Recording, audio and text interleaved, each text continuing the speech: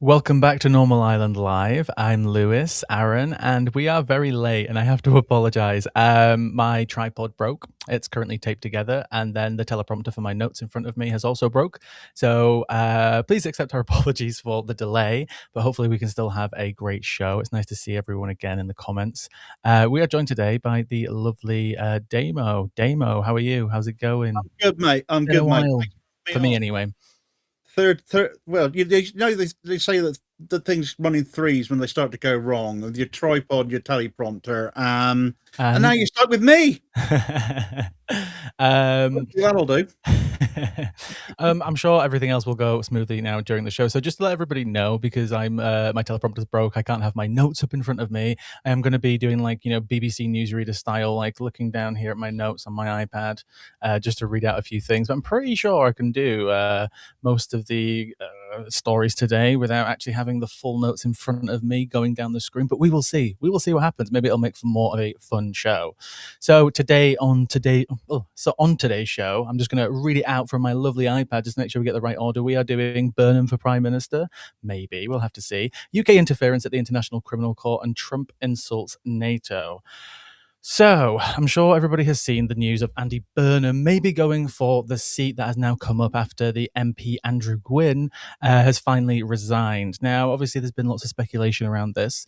However, he resigned, and I did get some quotes for you today, just to go back to the original story of Andrew Gwynn, because I just got to go back to it, haven't we? So he was an MP who got messages leaked to the Daily Mail from his WhatsApp group, where he hoped a 72-year-old woman would soon be dead after she wrote to her local councillor about bin collections, joked about a constituent being mown down by a truck, and reportedly responded to a message containing the name of an American psychologist, Marshall Rosenberg, saying he sounded too militaristic and Jewish, adding, "Is he Mossad?"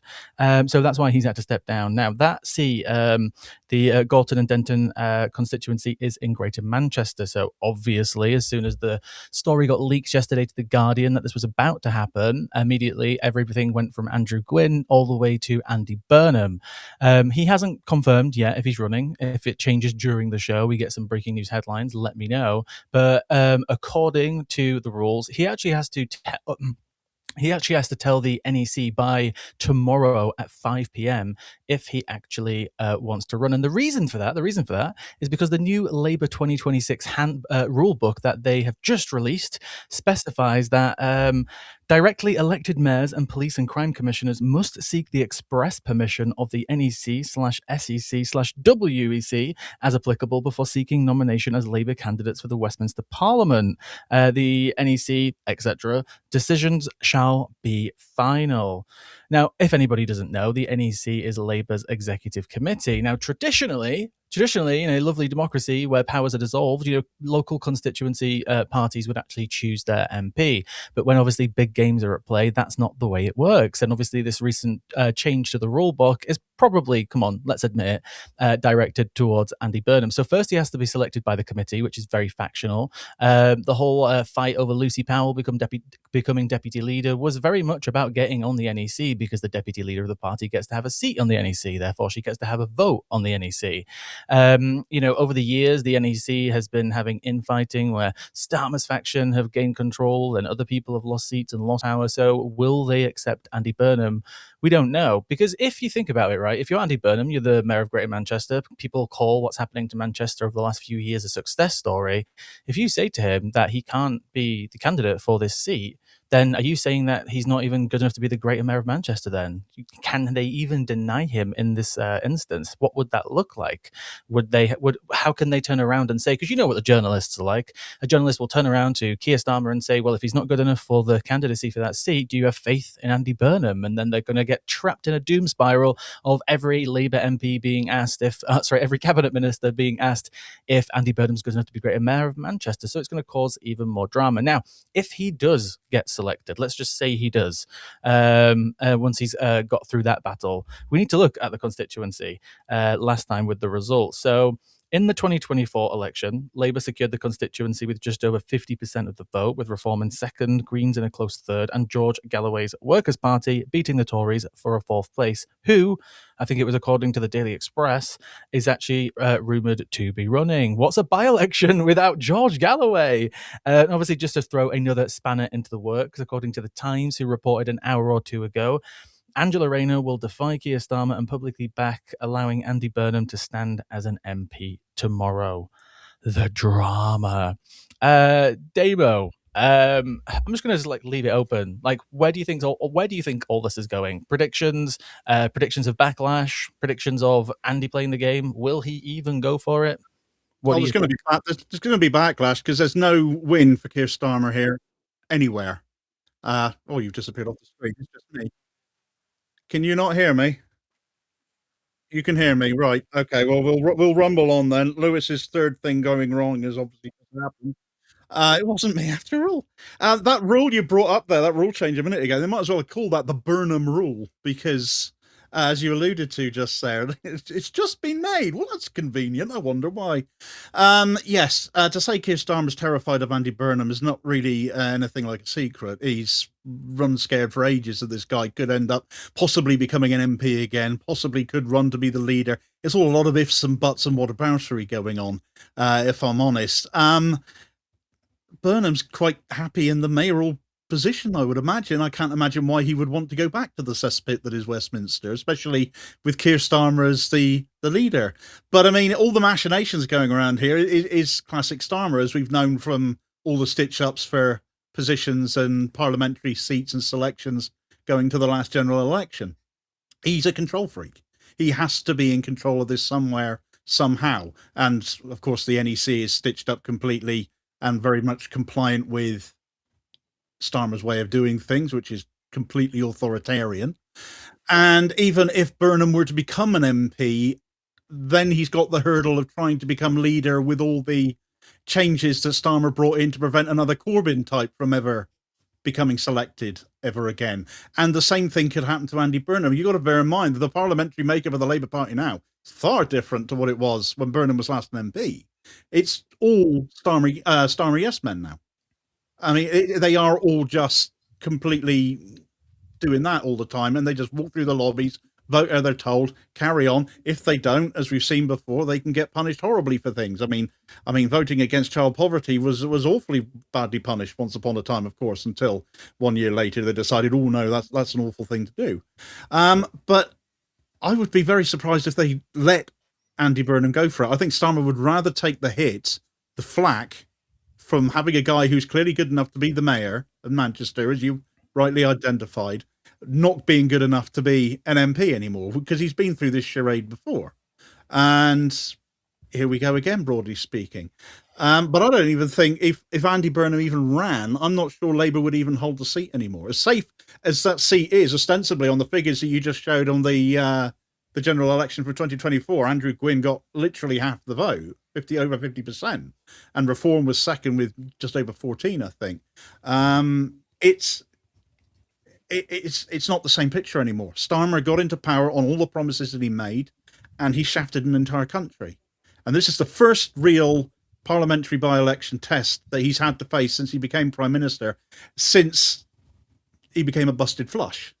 And can you imagine what it's going to be like should such a safe seat as this actually be lost, potentially to Reform, or potentially even to the Green Party, perhaps? Because one thing he didn't mention just then is the rumours going around that perhaps even Zach Polanski could stand in this seat. And of course, he's a Manchester boy as well, just like Andy Burnham is. He's from Salford. So that throws another interesting spanner into the works. Throw George Galloway in as a bit of seasoning, and we've got quite a bit of action, so to speak, which could all, of course, coincide with the local elections in May if this ends up being voted on and decided at the same time. Yeah, it's going to be an absolute shit show. Like, if we look back at the Runcorn and Helsby, Helby? Yes, yes, yes, that's it. By-election. I was looking at the results yesterday, and Labour won 2024 with about 22,000. They lost 10,000 votes. Reform had something like 5.5 and won. Remember, everybody, by 6 votes. Sarah Pochin, there's too many black people on TV. Sarah Pochin, that she won by 6 votes. They increased their vote share by, I think it was like 6,000, which obviously, objectively speaking, is impressive. But in terms of the grand scheme of like how well Reform are doing, it's a by-election, but 5.5 to 12.5, meh. Mm, And only losing, despite the attacks. I would say in many ways, we all know that the media is unfair to the Labour Party in terms of the amount of criticism that they get versus, let's say, the Tories. Like, they got criticism, but obviously, I think we all know the media attacks on Labour, the way it's been spun right now, is still unprecedented. Don't know if people agree with that. However, when it comes to actual results, they had 18,000 right at the last one. So, I don't have the numbers on here; they're on the graphic, but I think it was 18,000. So you can't just like directly compare a constituency. But if you put in that 18,000, and then you've got George Galloway, you've got Andy Burnham, you've got let's say Zach Polanski, whoever the Tories are going to throw in there. Um, mm. and also, as well, it's a by-election. There's going to be probably independents. There's always somebody else who wants to, maybe what's his name, Count Binman. I always forget his name. Oh Maybe yeah, Count Binface. Count Binface. He might even, turn up. It's just going to be an absolute shit show. I feel like it's weird because the only way to probably win it would be Andy Burnham, unless they pull out a rabbit out of the hat and bring back some old Labour person who's Mm. super popular and quite famous and has a reputation, maybe. But other than that, it just seems like it's going to be an absolute shit show, to be completely honest. I think one aspect of this obviously has to be looked at. Given we're looking at a by-election, it's going to be turnout, and you can imagine Labour turnout is going to be even lower this time than it was previously. And I mean, the turnout for the general election itself, as uninspiring as both main leaders were with Starmer and Sunak, as it was at the time, nobody was interested in either of them. They were both basically empty suits. There was fag papers difference between the pair of them. One of the things I just remembered, because I wrote a bit on this earlier on with my own content, because one of the ways that Starmer might try and get around the Burnham problem, and the way that he might not, or might try to block Burnham from being able to stand. There's talk of all women shortlists, or even an all BAME shortlist, which would be catastrophic optics. Mm. He went down that road because, well, you can see The what he's woke, been the woke doing a wars. while off. So that could be one thing that comes out of this yet, and as you say, it's going to be an absolute shit show, but it's going to be entertaining no end for we political commentators who enjoy such things immensely. Oh, we do, we do. I'm going to jump on to the next story just because I really want to get to this one because it's the biggest one, and I obviously lost us a lot of time. So we're going to move on to the interference in the ICC because all the attention in the world right now has obviously been focused on Trump and Greenland, and it looks like he could strike Iran in the next few days if you look at the open source military intelligence, and obviously everything from him threatening NATO to, which we will get to by the way when it comes to the comments on Afghanistan and NATO troops. However, a story that has now had a follow up from last year is David Cameron interfering in the ICC. So, as the Middle East Eye has continued to investigate, the UK government has confirmed for the first time that a phone call took place between David Cameron and Karim Khan. He is the prosecutor at the ICC, in which the Foreign Secretary is alleged to have threatened the chief prosecutor of the International Criminal Court over his investigation into the Israel war crimes in Gaza. So, the Middle East Eye actually reported on this last year, and they initially reported that Karim Khan was actually threatened by David Cameron to essentially destroy the court. Ooh, can we get that graphic down now? Actually, because I've gone off script. They originally reported last year that he was threatened by David Cameron that if he continued to pursue these arrest warrants and investigations, that they will destroy the ICC. Now, obviously, the Freedom of Information request that the Middle East Eye have now finally got their hands on to confirm the call doesn't say that David Cameron said he was going to destroy destroy the ICC. It just confirms that there was a call. So people can think of the reporting as it is, but it obviously sounds like something that we would do. Now, it's always funny to me that, nobody ever objects about the other ICC arrest warrants, right? Nobody had anything bad to say about the objectivity of people investigating Vladimir Putin, right? Except, maybe Vladimir Putin, the Tories, the Labour Friends of Israel, and obviously the USA.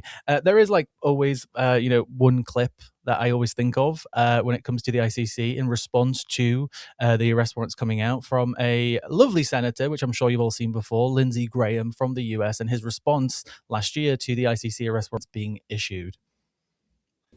Palestine is not a state under international law, and the Rome Statute doesn't apply to Israel or the United States or France or Germany or Great Britain, because it wasn't conceived to come after us.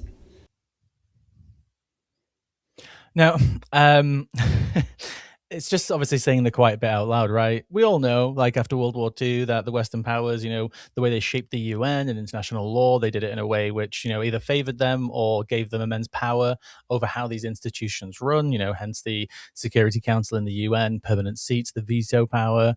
But obviously, there's been lots of evidence that just hasn't always worked for them in the way that they wanted. There's reporting going all the way back years ago where Israel was trying to stop Karim Khan from even being selected, and the US also got involved too, but that was again years ago, and the reporting, as always, can't always be confirmed. But I just want to go through. The Middle East Eye have been doing tons of investigations into the interference with the ICC. They've obviously got good sources there. I just want to quickly go through the timeline of what they have found. And there are multiple global news outlets who have found these stories and corroborated them too, or added evidence to the pile. So it's not just coming from one source, the Middle East Eye. So I'm just going to quickly go through the timeline of all the interference that has happened. This is going to involve me looking at my iPad a lot. And I didn't want to put a graphic on the screen for this because it'd be too long. But I think just to put all the investigations together paints quite a crazy picture of like how this international court is essentially completely under attack and has been for years. But in April 2024, weeks before Khan applied for the arrest warrants for Netanyahu and Gallant, then British Foreign Secretary David Cameron privately threatened Khan that they would defund and destroy the ICC if the Israeli leaders were issued with warrants. In May 2024, Lindsey Graham did that thing on the camera. But what actually happened with the rest of that clip is that he essentially said, if they do this, if they continue to do this, if they pursue this, and if they enforce this in any countries, I'm going to use my powers as a senator to try and sanction them. Before the allegations were made about Khan, because he is currently under investigation for potential sexual assault, sexual harassment at the ICC, Khan had received a security briefing that indicated that Mossad, Israel's intelligence agency, was active in The Hague. Make of that what you will. That, if I remember correctly, that intelligence came from the Dutch government as well, specifically. The woman accused Khan of sexual misconduct wrote in May 2024 in text messages to Khan that the Middle East Eye saw that there were games being played and attempts to make her a pawn in some game I don't want to play in. 2 internal ICC investigations into the allegations were closed after she refused to cooperate with them. The complaint had previously sought and obtained Khan's help in another investigation. So Khan was actually helping this woman, who is apparently now someone's using her to accuse him of some sort of sexual harassment and assault. He actually helped her with another complaint against another person doing that to her. So this was during a period which she apparently then later alleged that Khan had repeatedly sexually assaulted her. Investigators found no wrongdoing on the part of the individual who was the subject of the complaint. And this is where we get into another part of the ICC. So there's a guy called Thomas Lynch. He is Khan's special assistant. And this is where it gets even more interesting. So he was tasked to liaise with Israel on the Palestine investigation. He played a key role in making the allegations against Khan as an official. Privately, however, Lynch had expressed his own doubts about the allegations to Khan's wife, and said that the timing was suspicious. In response to questions from the Middle East Eye, Lynch described allegations in this article as false and misleading. In May 2024, you're going to love this, guys. In May 2024, Lynch suggested that Khan organize a dinner in Jerusalem with prominent lawyer Alan Dershowitz. Where do we know Alan Dershowitz from, guys? Where do we know him from? Was he a famous pedophile's lawyer, Jeffrey Epstein? Was he also the lawyer for Donald Trump as well, intermittently? He's currently also the guy who keeps going on Fox News, I think, saying that Trump can run for a third term. They were all supposed to have dinner together. Khan was never going to go. The plan was that Netanyahu himself would then join them in the middle of the dinner, where he would then try and obviously coerce him. A female ICC lawyer told the Middle East Eye there was a group of people within the court who she had disagreed with Khan's approach and who were working to discredit him. She said that they had been approached in 2024 and asked Khan if Khan had ever behaved inappropriately towards her. So there were people fishing to see if they could find anything on Khan. I told them that he was the last person on my list of men who would do that. Khan met a guy called Nicholas Kaufman. He is a British Israeli defense lawyer, and he was there to discuss the Israel investigation just 2 weeks before he was supposed to. 2 weeks before Khan was forced to go on leave after it was publicly revealed that he was under investigation for sexual assault allegations. According to a note on the meeting file at the ICC, Kaufman told Khan that if the warrants against Netanyahu or Gallant were not dropped, they will destroy you and they will destroy the court. Kaufman also works with Yoav Gallant. He gave him legal advice about the arrest warrants. He was actually in the notes as well. It said that he was given permission at the highest level, indicating that this is coming from Israel, that he was allowed to basically offer this peace to Khan and to basically stop the investigations and nullify the arrest warrants. Two former ICC judges have also told the Middle East Eye that they have grave concerns about the way that the OIOS, this is the team who are investigating the allegations internally, about Khan, the way that they've been conducted, questioning why the prosecutor was publicly named as the subject of a complaint and the need for an external investigation into his conduct. It was also leaked as well previously that it was actually his special assistant, who was the guy who essentially leaked on him. And there's a lot going on here, right? This is Cameron trying to interfere with the court. It's Israel. I would also recommend, I've covered it before on here, a investigation that the Guardian did with the Palestinian outlet. I forget its name. I do apologize. It's called like 971. People can correct me in the comments. They did a joint investigation on how the previous ICC prosecutor, it was called Fatou Bensouda. Again, I'm telling this off the top of my head. Israel followed her around the world. They turned up at her house. They turned up at her home with a bag of money, trying to threaten her. They apparently, according to the investigation, even showed her transcripts of phone calls between her and her husband. The former head of Mossad was literally following her around the world, turning up at conferences, hotels, and just obviously giving subtle and sometimes more direct hints that we are watching you. We're watching you and what you're doing. I would, again, really recommend going to read that investigation. If you just search the Guardian ICC investigation, I'm sure it will come up immediately. It's incredible the interference that has happened over the years. And again, what it does is discredit the entire court. If they manage to harm and damage the court, think about this, right? They have just brought in the former Philippines leader, right? He has just been arrested just months ago and taken to The Hague for his trial. The ICC are currently investigating what's going on in Sudan. The ICC, I believe, have issued around 40 to 50 arrest warrants since it was created in the early 2000s. And they have prosecuted many bad people. And not only is trying to take them down or trying to discredit them just horrible and bad and evil in so many ways, it stops them from doing like future good in holding people accountable who are literally, committing genocide, committing war crimes, committing all these atrocities, just because you want to take them down for your own, obviously, selfish reasons. And that's kind of where it makes me it just makes me sad. It genuinely makes me sad because the ICC have done some good work. It's questionable because of their, bias and the influence that's been on the ICC not to go after Western leaders. But this is what happens when they do. They went after Netanyahu, and now all of that I've just listed off has happened in the last 2 years because they finally went after a Western leader. Now, my iPad's timed out. Damo, let's bring Damo in. Obviously, went through a lot there. I know you've covered some stuff around this before, I think, in the past, and you've talked about some time ago. It's quite quite shocking actually to see it all confirmed, though, because as we know, everything like this always remains allegation until maybe it'll get a confirmation at some point later on. But this is quite remarkable in that Cameron has been confirmed not only as speaking to Karim Khan, and obviously Khan had said he's been threatened by an official, a senior British official, but it's now come out that Cameron was the only person to have spoken to Khan on that day, as Middle East Eye have covered. And if people are not reading Middle East Eye, please do start reading Middle East Eye, because they are one of the best Middle East covered independent media outlets out there today. You really should be reading them, as well as goodness knows how many others that I regularly use for source material, and I'm sure you guys do on here as well. But that basically nails on the fact that it was Cameron that must have been the one that threatened him, therefore. There can be no ambiguity about that anymore. So this is no longer an allegation as such. It's no longer ambiguous. There's no advisors that could have been in the way. There's no anonymous official that might have done it. There's no plausible deniability left for Cameron. We know it was you, essentially, is what this comes out of.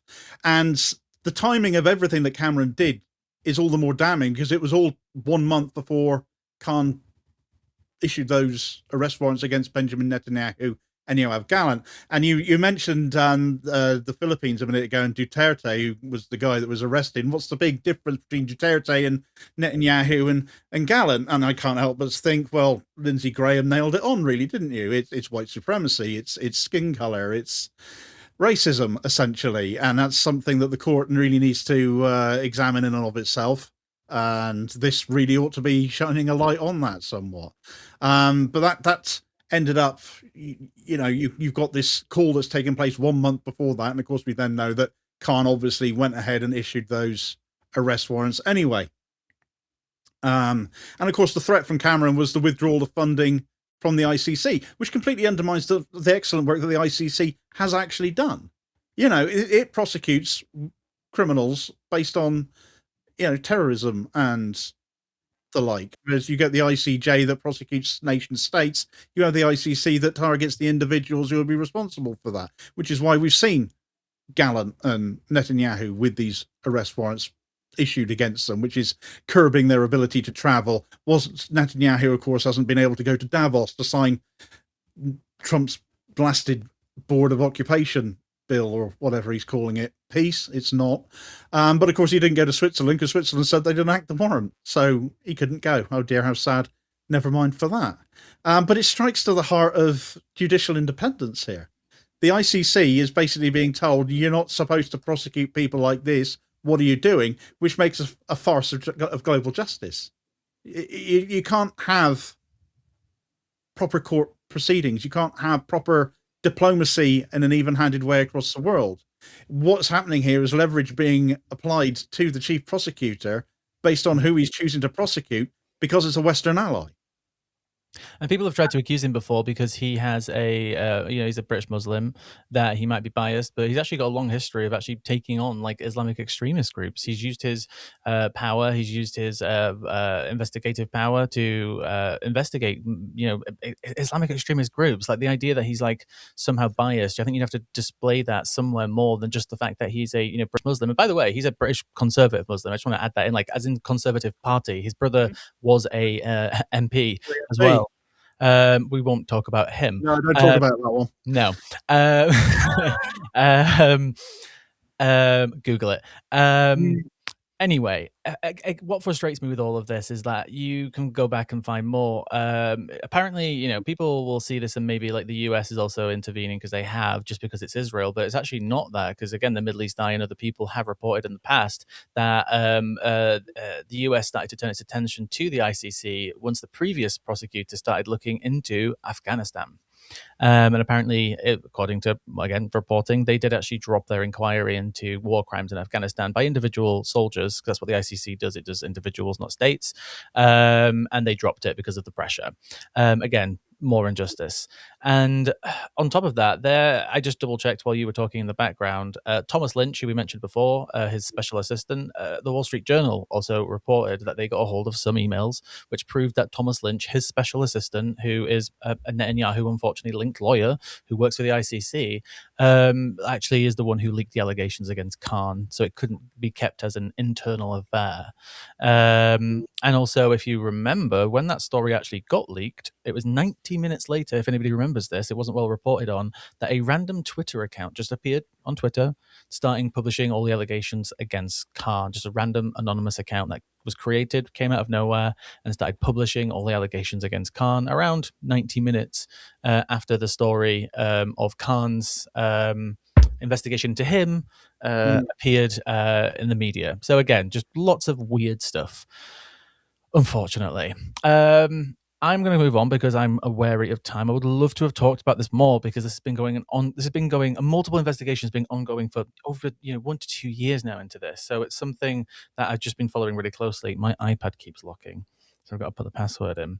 I feel like it makes for a different type of show. But we are actually going to come on to the biggest story in the UK today, but not for the reasons that everyone else is reacting to it, which is the Trump story and the Afghan NATO comments. So obviously, he's angered everyone again after his comments that he was made about NATO not really kind of like pulling its weight and all of this. Like, I don't want to be the person who is just gonna, blindly just be like, defend veterans no matter what, defend soldiers no matter what. Like, I think the majority of people now agree, and I think polling has proved this as well multiple times. We should never have gone to the Middle East. I did look at some polling earlier about what happened after 9/11 in terms of how many people agreed with, like, we should do something, we should intervene, we should go over there essentially to the Middle East.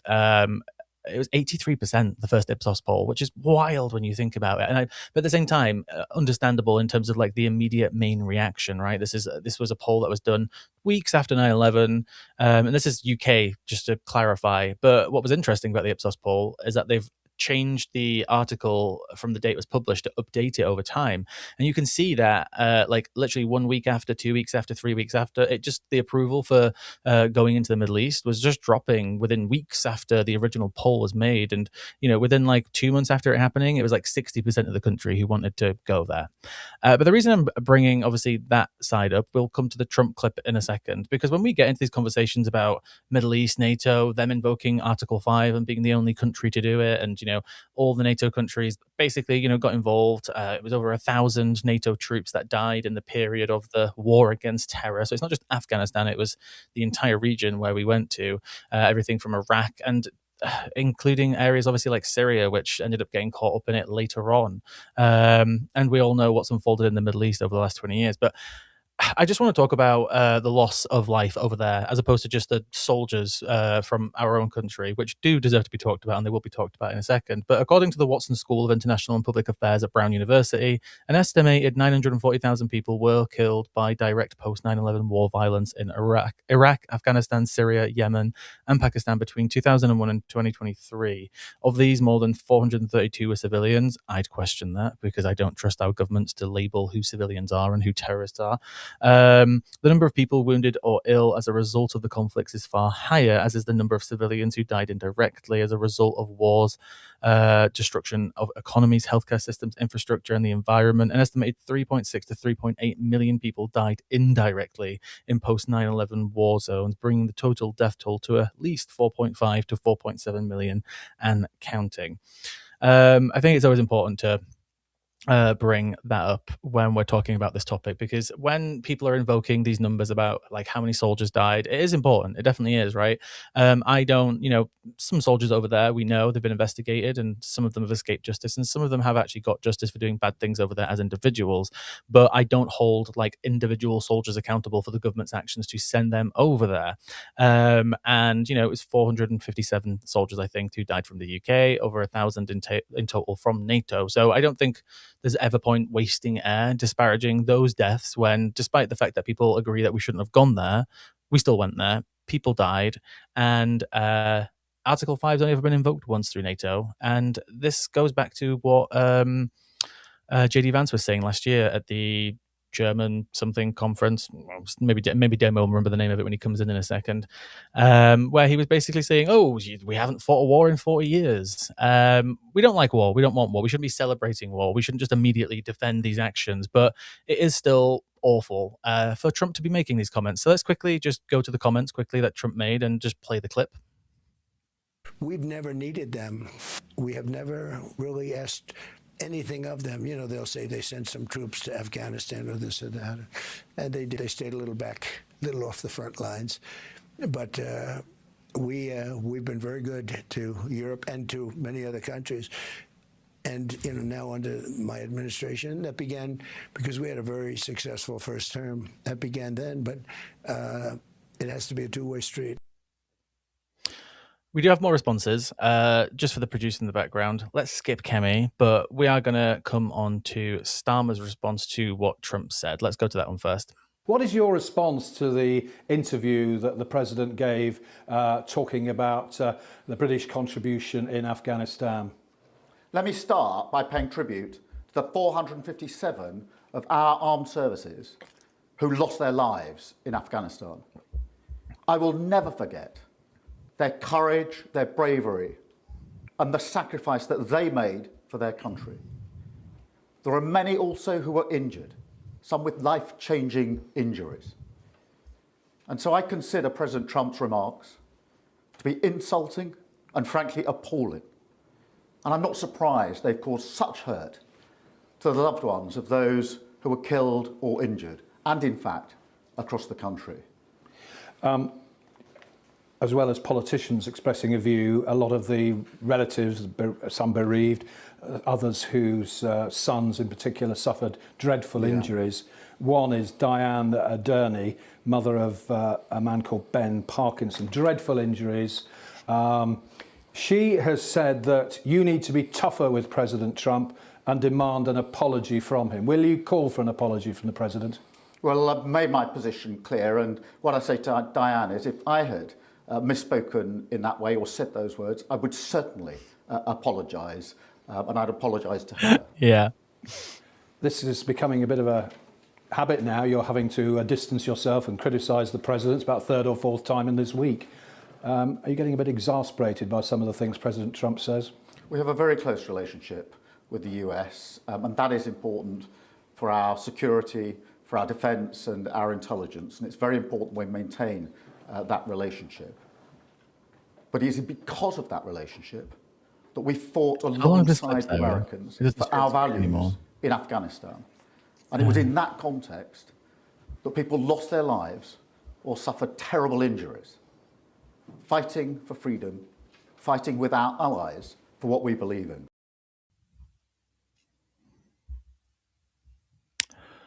What do people think of that response? We'll quickly come to Farage's response first. We're going to skip Kemi's, but Farage weighed in.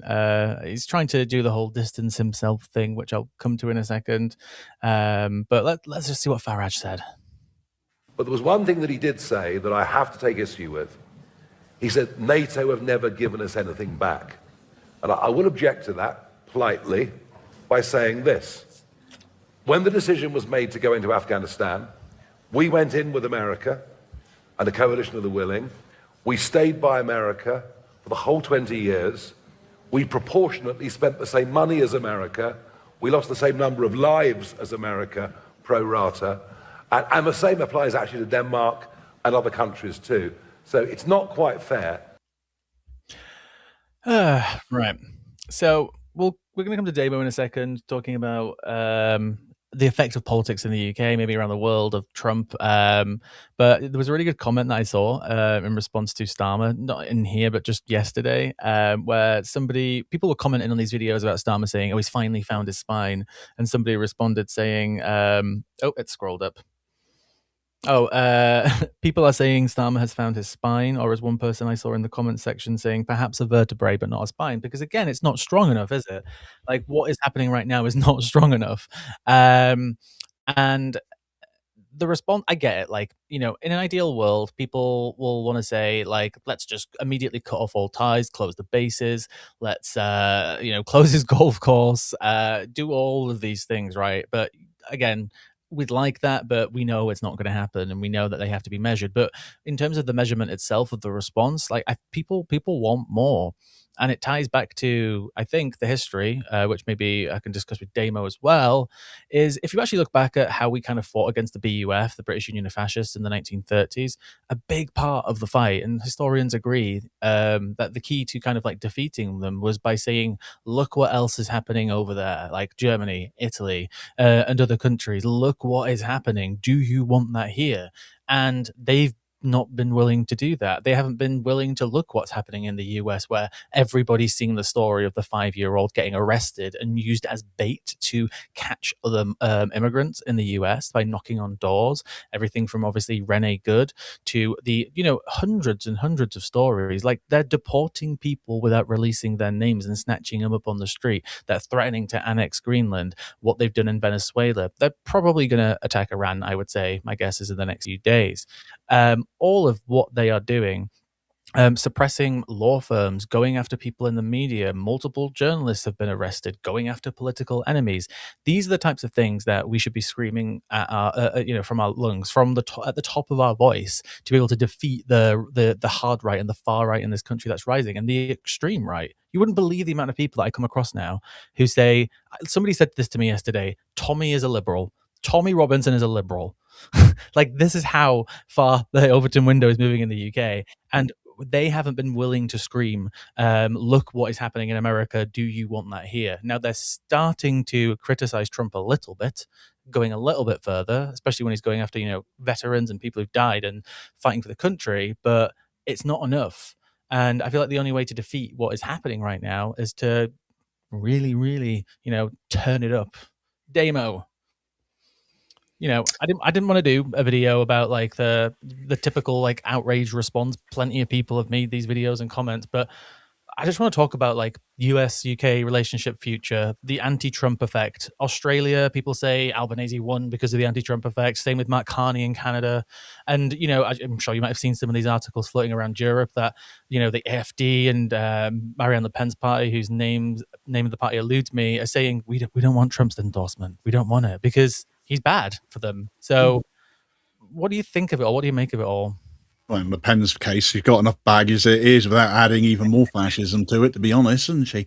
What can I say that might be polite? I wish Donald Trump would shove his bone spurs up his ass, if that's what he's going to say about military veterans, people who've given their lives in war zones they never asked to be in. Frankly, there's another strong argument for saying they never should have been there, but as per usual, the UK has gone after the US, no matter what they say or do, because that's the special relationship, isn't it, folks? They say jump and we go how high and how many lives do you want us to put on the line? Because that's what modern history has been about here, isn't it? Keir Starmer in that clip, though, was absolutely flaming hilarious, wasn't he? I wouldn't even go so far as to say he's given him a vertebrae. And the bit that struck me most there, Lewis, you've got a good memory for politics and these things. You've got a better one than me, I would say. Can you remember when Keir Starmer has ever apologised for anything himself, ever? Not in person. He I think Downing Street issued a comment about his regret for the Enoch Powell-ish like speech, but he didn't apologize himself. He's never gone on camera and said sorry to anybody about anything. So for him to allude that Donald Trump should say it was a bit too rich. I'm glad he restrained himself to the point that I'm not going to go and say to Donald Trump, please say sorry, because that's kind of what it would be like, isn't it? And I'm not sure that Donald would be able to hear him muffled as he would be when Starmer is toes deep in his flaming backside. That's the special relationship again, isn't it?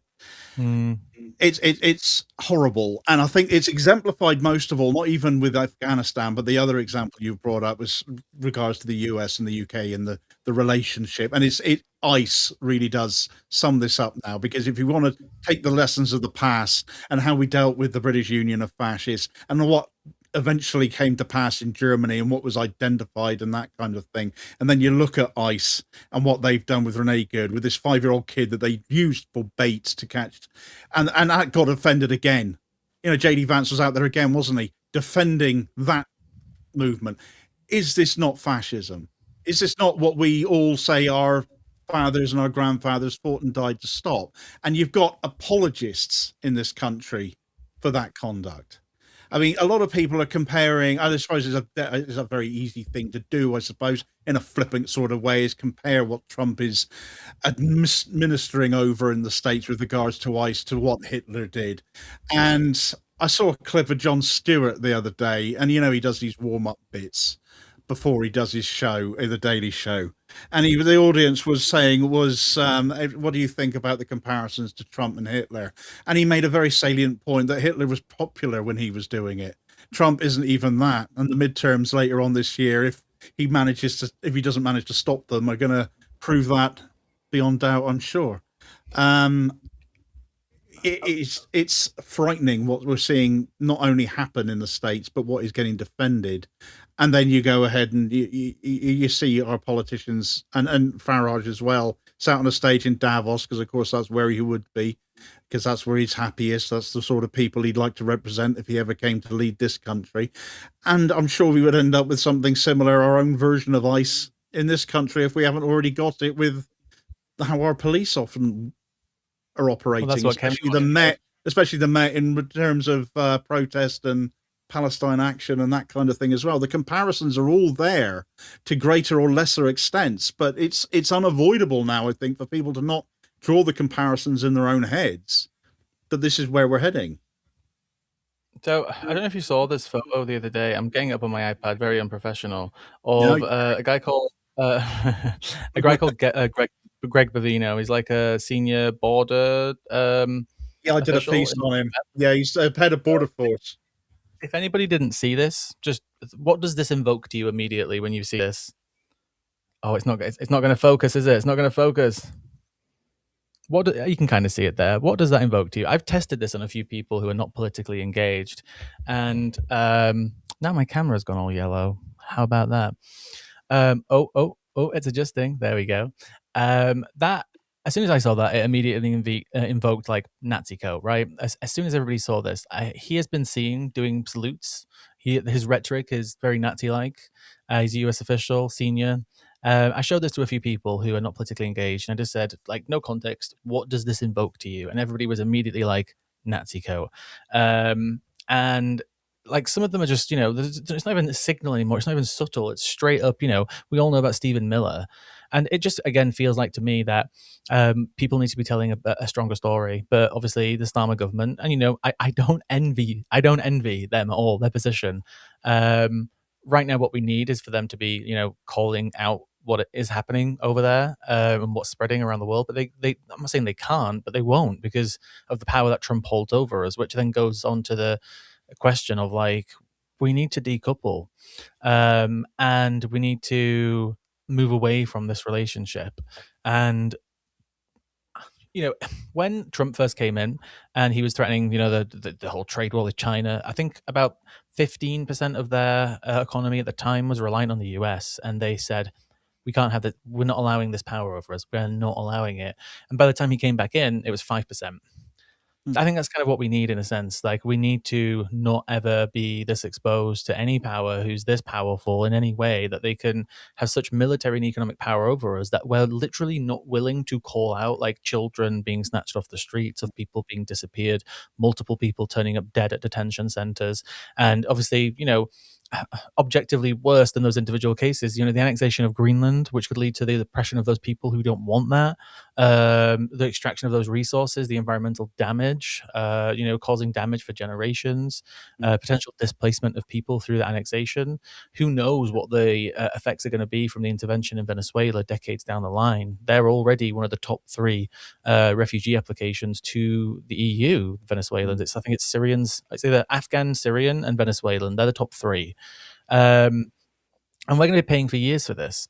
And who knows what's going to come next? Maybe Trump is a liberal compared to who's going to be the president in 2 presidents' time and the power that they have over us. So if I were Europe, if I were these powers, if I were all these other countries, I'd be doing what China did as soon as they got threatened by Trump, which is slowly but surely securing themselves away from this power that can be essentially used over us for whatever they want.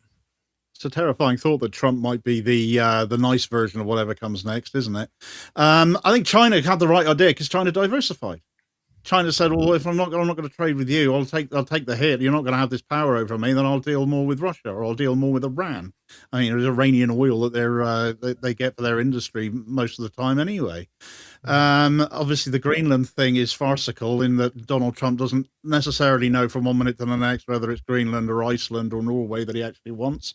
Maybe he just draws a big red circle around the top of the world and says, "I want that bit." Maybe that's how they have to color in and draw a picture for him just to try and get him to understand it. Venezuela's becoming an even bigger mess. Apparently, the UAE now wants in to take their gas. So, because of course they do, because the UAE are not awful people at all in the slightest. It just goes on and on and on and on and on, doesn't it? I mean, we do need to decouple. To bring it back to the UK, we do need to decouple. Our foreign policy has basically been dictated to us since the end of the Suez Crisis. Everything has been what America says we do, and that has just carried on. And you look at our independent nuclear deterrent as a clear and obvious example of that. There's nothing independent about it. It relies on US codes. The warheads themselves belong to the US. We just have the delivery system, and yet we get to pay billions and billions and billions out of our pockets to have this thing that we don't really have at all in a practical sense. Not that it's a practical thing to think about ever using them anyway. But you take all the military bases up and down the country as well that I know Polanski, if I bring him up again, has said about getting rid of. And but that's the sort of messaging you want from a leader, isn't it? A leader taking a lead, a leader rebuffing, a leader saying, no, we don't need the US anymore. But we become so reliant on the US for all these decades since the 1950s. And of course, you've had Farage come out saying boo hiss at Europe, which has cut us off even more.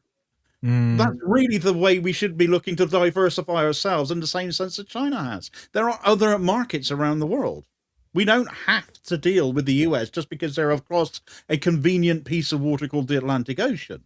I get the geography might be favorable, but Europe's more favorable. It's closer. Africa isn't that far away either.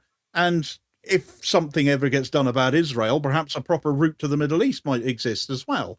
Although you still have other routes through Turkey or what have you that you could access, or even Gaza if you or the Palestinian territories as a whole if you chose to go down that line. But of course, that's not going to happen anytime soon under this sort of government. No. Everything's a mess. I was just quickly because it was in the scratching in the back of my mind, just like because there's so many stories that never has not made it out of the US. Because obviously you get the big ones, you get the young boy, you get Rene Good. This one is the one that kind of frightened me, the most in a way. This happened July. An 82-year-old man in Pennsylvania was secretly deported to Guatemala after visiting an immigration center last month to replace his lost green card. He was there legally, according to his family, who said they have not heard from him since they were initially told that he was dead. So turns up at the immigration office. Oh, I've lost my green card. Need a new one. I've been here since 1987. I escaped Pinochet's Chile. Flee to the US. Been there since 1987, and then loses his green card. Gets arrested. Then they can't find where he is. They don't know where he is. They couldn't find any leads. They were contacting hospitals. They were contacting everything, and then they get a phone call saying, "Oh, we've detained him and he's dead." And then weeks later, he turns up in a Guatemalan hospital. What? So this guy was Chilean, and he ended up being deported to Guatemala because presumably, well, we're all the same color, and that's close enough. Was that the thinking? If anybody wants to look up the story, who's listening, his name is Luis Leon, but Luis spelled Luis, Luis Leon. It's a crazy story. Just we've detained your dad. He's now dead. Sorry for your loss. Nope, didn't say that. But then just randomly weeks later, they get a phone call from like a nurse in Guatemala saying your dad's in a hospital bed. Can you help him? And they're like, we've been told he was dead. Like, what the fuck is going on in the background of ICE in terms of what they're actually doing, what we don't know about? It's absolutely insane. Well, at least we've got a focus being put on them now, which is something that really hasn't happened previously. As much as, we're appalled and horrified by the stories that we're hearing, more and more of them are coming out. And the same can be said of Border Force as well, which is arguably even worse than ICE. So, more of an eye needs to be put on them. with Greg Bavino and he's raided the 1930s dressing up costume box, because he was the only guy dressed like that, incidentally, as well. All the other members of ICE were all masked up, and as they always are, to hide their identities, and he's walking down the street with his flaming trench coat on, shouting at people to get out the flaming road as he was going down it, with the haircut as well, the buzz cut. It's a horrifying image. It really is. But yeah, there's also accusations of him. I can see the Mirror posted about it 6 hours ago. Say, it's the Spanish version. Trump's border patrol commander Gregory Bavino has been accused of doing a Nazi-like salute in a video that has resurfaced in the wake of him being compared to an SS officer. It's a very, very, very clear image. And now the same guy's walking around in a Nazi coat or a Nazi-like coat. Yeah. Let's go to the comments. I'd love to hear what everybody thinks about all of this. Fury show today, haven't we? I feel like I've been playing on people's emotions today. We're going like Burnham, ICC, and then like Trump. Hello. Can everyone hear me? Yes, we can. Yeah. Oh, well, I can anyway. I can hear you. I hope they can hear us in the comments. So I'm conscious of time. Sorry. It's no fine. It's been a really, really great show. Can people confirm that they can hear me? Comment, can you hear Sarah? I'm going to assume, yeah. Okay, sweet. Sorry. Beautiful. Right, let's just go to Super Chats really quickly. Let's go to Rachel, who said, thank you for the donation. It's maddening how much US media worships Gavin. Gavin Newsom. King Liberal wasn't his first guest on his podcast that he launched, which is obviously an early presidential bid. Wasn't it Charlie Kirk? I think. Pretty sure it was. I think it was. We need to create what's the word? We need to create alliances and stop with the division. It's like, and he's like, black people shouldn't have had rights given to them in the 1960s. It's like that's the first guy on your podcast. Abortion under no circumstances. Trying to demonize black and trans people, being violent. Yeah, great guest, Gavin. Sorry. Yeah. No facts. Damo. David, do you want to say anything on that? Sorry. No, you said everything. I mean, you spat the venom as well as I could. It's just typical liberals. They just enable. They are the worst. They simply are the worst. They are the worst. The plague of the liberals. I just find them insufferable. Like, how do you excuse the most heinous things and then claim that you're on the left? Like, no, you're not on the left. You're a freaking lib. Specs gets to pass off as being the left. That's the annoying thing. Exactly. You're the real left because you get a Lib Dem or something like that on there. Just to quickly add on, Becca said that he also had Steve Bannon on, and most recently Ben Shapiro denying the genocide. It gets worse and worse. Specs gifted 510 left members. Thank you so much, Specs. You're wonderful. I hope all is well with you and new Baba. The Baba that's growing. So let's go to some wonderful comments that I think are lovely to end on a Friday. Mike said, good to see Damo. User said, dream team, this live stream. And it rhymes. Flow Snake said, turn left. Please tell... Well, I put the please in there. Tell Damo I was drinking tea in the street from my Damo Thermo mug the other day, and a passerby recognized him. It's brilliant. I'm just hoping I haven't mumbled too much today, by the way. But thank you for the comment. Because when I read, I tend to mumble like you off like an iPad. No, I think you did a really great job. You're doing yourself a disservice by speaking. No, you've done wonderfully well considering all the disasters that have afflicted you today. Yeah. Everybody, you deserve a super thanks or two, or whatever the equivalent is, if people can afford it, because this is a lovely show. And you're such a lovely chap, and you've been through so much. My favorite part of the show so far is when you said vertebrae in your accent. Vertebrae. That's so good. Sounds like a Harry Potter spell. Dominique said, I'm late. Have we commented? Complimented Lewis on his gorgeous bathroom. Yeah, I just thought I'd put that in there because it does make me laugh every time. I don't have the tiles anymore, guys. I don't have the tiles. Well, I do, but my camera's facing a different way. Do people like this lighting? Do people like this setup? I hope they do. Cute. I'm moving in a few weeks, so it'll be gone, but And then, sorry, to get into something a little bit more serious, and then we'll go to something a bit more jokey. Adam said, I agree, Lewis. Yet what Trump said about people getting heads and limbs blown off is a disrespect to anyone who did go to war, especially now he's doing business with terrorists. Yeah, like, people have obviously a lot of controversial opinions. I've met people who directly try and hold like any soldier responsible for going there, and I also understand why people have those feelings because of their family that was over there. But there are people out there who think that by maybe signing up, they're doing the right thing. People are radicalized through like attacks that happened to 9/11, 7/7, and I don't believe in holding those individual soldiers accountable unless they need something to be held accountable for, of course, which many of them still do. But ultimately, yeah, going after 457 dead UK soldiers plus people who are 1,000 seriously injured, it's not good, is it? It's not good, especially the way people obviously do venerate people in these positions so much. I just don't get the game that he's playing at. I feel like his ego and his narcissism has just gone beyond what it ever was before. Well, then again, where else do we want to go to though with certain comments that he's made?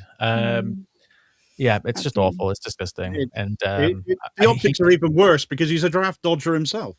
Yeah, bone spurs. It makes it so much worse because you're the last person on earth anyone wants to hear this from. Even if they might agree with the points to one greater or lesser extent, not from you. Last person you want to hear from. And, he's wrong. For whatever reason, people went out there whatever reason anybody joins the military anyway, whether they do it via national service or whether they do it because that's what they want to do with their life. Taking advantage of working class kids. Or offering a gap year payday even, whatever reason people go in to do with it.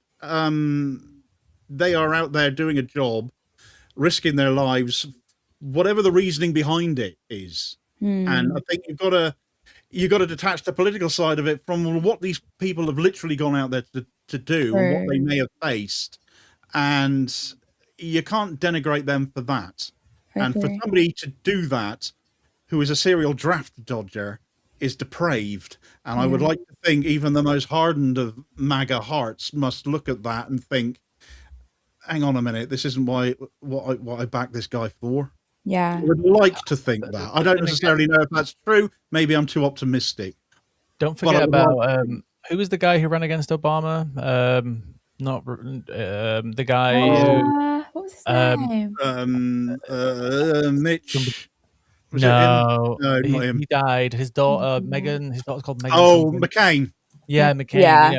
Yeah. He famously, ridiculed McCain for getting captured, right? Yeah, he did, yeah. And by the way, I don't know the exact number, but he's also deported veterans, by the way, like in the hundreds, the last time I checked the number, like actual people who served the military.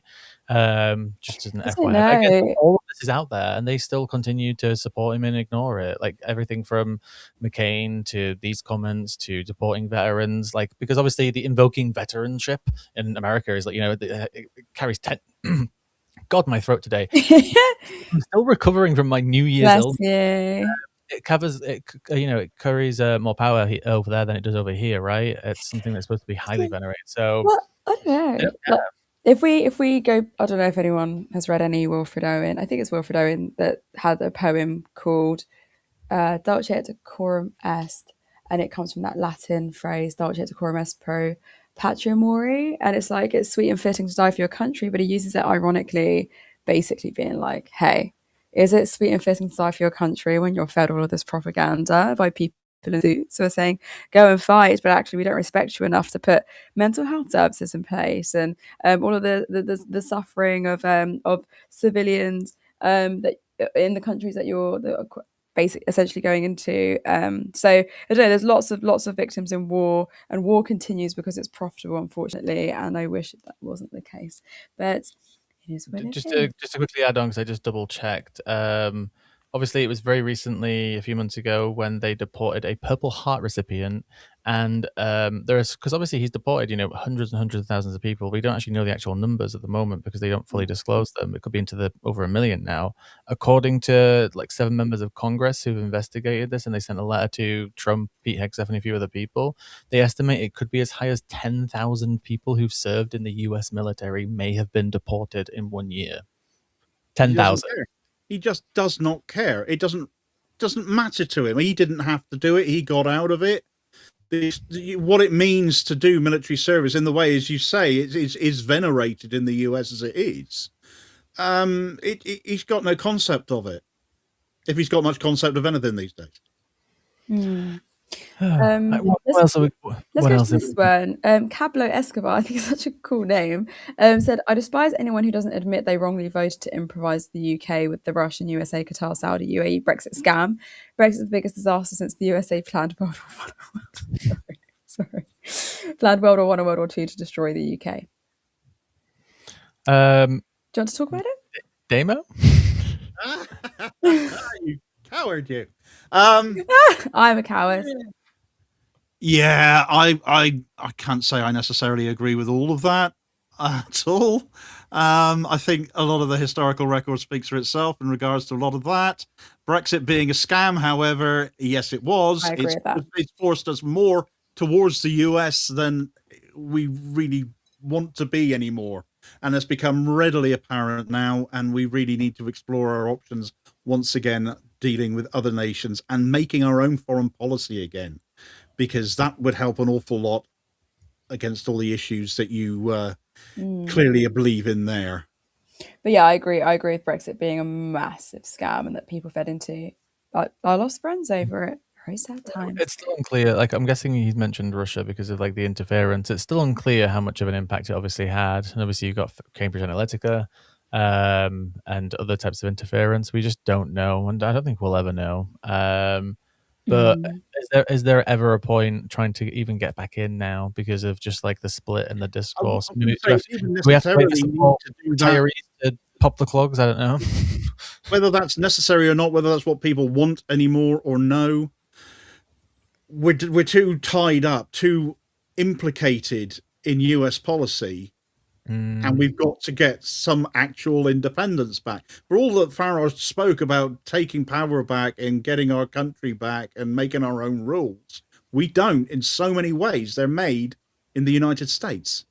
And that has to change, that has to reverse, because Brexit didn't achieve that, obviously, because we're all learning that lesson now to our horror and disgust.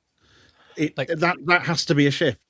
Not that I would ever wish these things to happen, but imagine if this did happen. Imagine the plot twist where, Starmer or somebody else who takes over is just like, we're going to rejoin, we're going to do another referendum. And that referendum wins quite overwhelmingly. Let's say it's 55 to 60% joining in favor, but then Farage wins the election.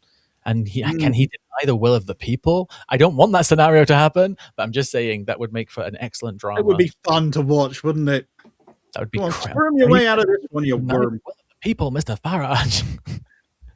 I was 17 when Brexit happened, so I had friends who were slightly older than me and voted. I voted. I wasn't able to. I missed it by like 4 days or something. Oh well. That will tell people my date of birth. But 20, was it? You were 23? 22 or 23. Okay, so I'm getting distracted, sorry.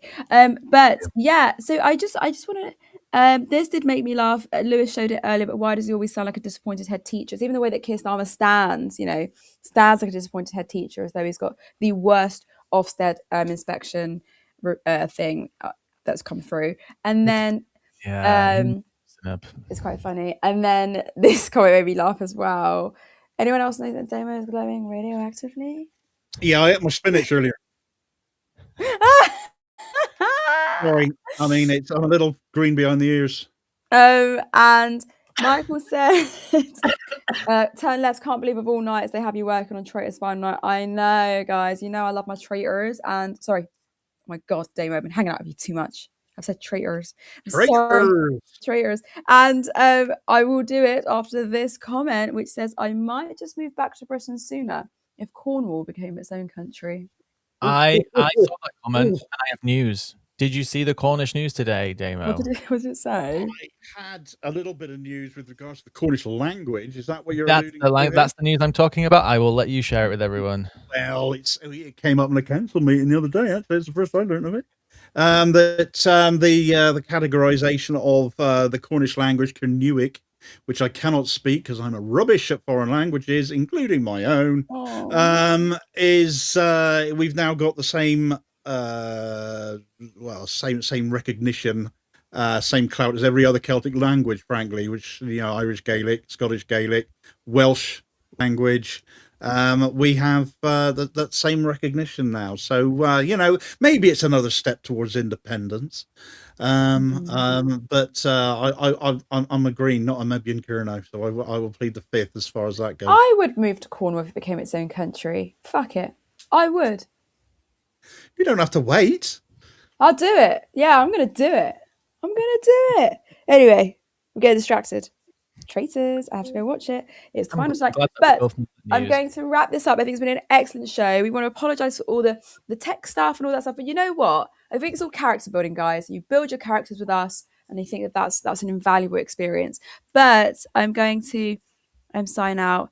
Love you guys. Thank you, Sarah. Yeah, it's been a great show. I'm really happy that I managed to get through the stories. I missed out on a couple of things, but not important, right? And I think we had a really good chat. I think we did. I like to think so. We got a good bit of banter, good bit of to and fro-ing. Bit of honest debate, and the comments are coming in, and that always makes things lively and interesting because you never know what somebody's going to come up with. And you never know what Sarah's going to serve up to us either. Depends how she's feeling, to be fair. I think I'm really glad that I could fit in all the ICC story because I was worried because I made the show so late that I wouldn't be able to get it all in because it's just such a crazy investigation that's been going on on and off for a year across like 20 different articles, and I'm just so glad that I got through it and people now are fully aware of that like level of interference, and that's just the surface that we know about anyway. Will Cameron face a comeuppance? Will we actually, seek prosecution of a UK politician because they always get away with it? Will this time be different? It's got to be him. We know it's him. He's the only person who spoke to Karim Khan. We know it's him. So what justification can there possibly be to not do something? A British Conservative prosecutor appointed by Michael Gove, by the way. Well, not appointed, but he put forward him as a candidate. So yes, he did. The Tories attack their own prosecutor. It's always tickled me the way they've done that because, as you said, his brother is let's not bring that up again. But Tory MP. Yeah, I don't want to cover that. We're not talking about his brother. People are probably going to be really curious now. I wonder how many people have Googled it. We'll leave you hanging. We'll leave it. But thank you so much, Damo. We will see you again probably next week. Next week, I believe I'm back again. Yeah, I think that's what young Ben told me. So yes, I shall be back in a week's time. Speaking. Well, will it be yourself or will it be somebody else? I've just checked, and it will be Callum and Sarah. Callum and Sarah, young Callum. I haven't seen him since he was up in Liverpool last September. Oh, so thank you very much, Damo. We will see you again next week, and just a big thank you to everybody else. Big thank you to Sarah as well, and thank you to the comments. Again, if you are interested, because it was my recommendation earlier, if you go and find the article that the Guardian investigated on the ICC going after the previous prosecutor, her name is Fatou Bensouda, I believe, but just search Guardian investigation. Mossad. I'm pretty sure it'll come up. But it's a crazy, massive investigation. It was really good reporting, and it's just wild what they get away with. But I'm glad that I could bring you the stories today. Thank you very much, and we will see you all again on Monday.